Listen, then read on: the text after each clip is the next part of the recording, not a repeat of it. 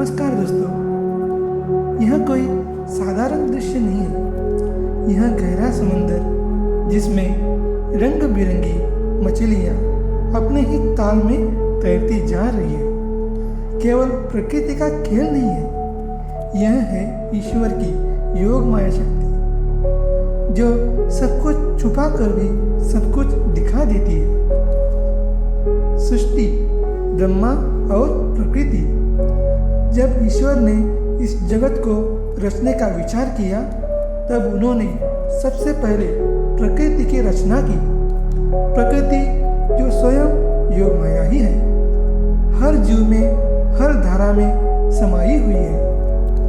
हर छोटी सी मछली, हर रंग, हर हरकत ब्रह्मा की रचना का प्रमाण है। उन्होंने इस समुद्री जीवन को इस तरह बनाया कि न केवल जीवित हो बल्कि सुंदर भी हो। जैसे रंगों का उत्सव हो, वैसे ही ये मछलियां भी एक दिव्य रंगमंच पर अपना नृत्य कर रही है।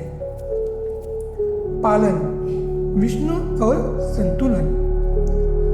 पर रचना के बाद आता है पालन, और यह कार्य करते हैं श्री भगवान विष्णु, जो समुद्र के लहर में हर जीव के स्वभाव में स्थिरता बनाए रखते हैं। समुद्र के अंदर कोई राजनीति नहीं होती, कोई अहंकार नहीं होता। सब एक दूसरे के साथ एक दिव्य लय में घूमते हैं। यह है भगवान विष्णु का कर्म, धर्म, समता और जीवन का नियम बनाए रखना।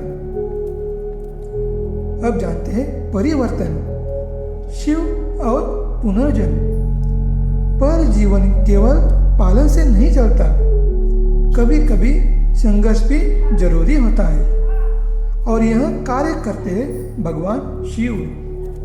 कभी कोई मछली किसी दूसरी का आहार बन जाती है, कभी एक छोटा जीव नए रूप में जन्म लेता है। यह है विनाश और पुनर्जन्म का चक्र, जिसे समुद्र रोज जीता है।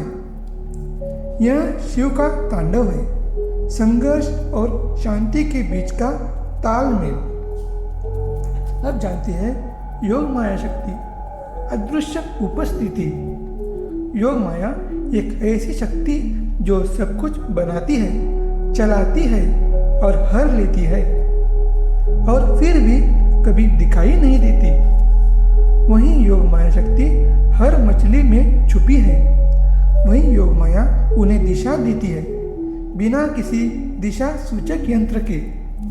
वहीं योग माया उनके रंग बनाती है, बिना किसी तुलिका के। यह योग माया ईश्वर का छिपा हुआ रूप है, जिसे न आंखों से देखा जा सकता है, न शब्दों में समझाया जा सकता है, केवल अनुभव किया जा सकता है। समापन में ध्यान में समाप्ति। तो जब भी आप समुद्र के नीचे मछलियों को तैरते देखें या प्रकृति के किसी सुंदर रूप को महसूस करें, याद रखें यह सब कुछ योग माया का खेल है, और इस खेल के पीछे त्रिदेव का ज्ञान, प्रकृति की कोमलता और ईश्वर का प्रेम छुपा है। ज़्यादा जानकारी के लिए चैनल सब्सक्राइब करना मत भूलिए। धन्यवाद।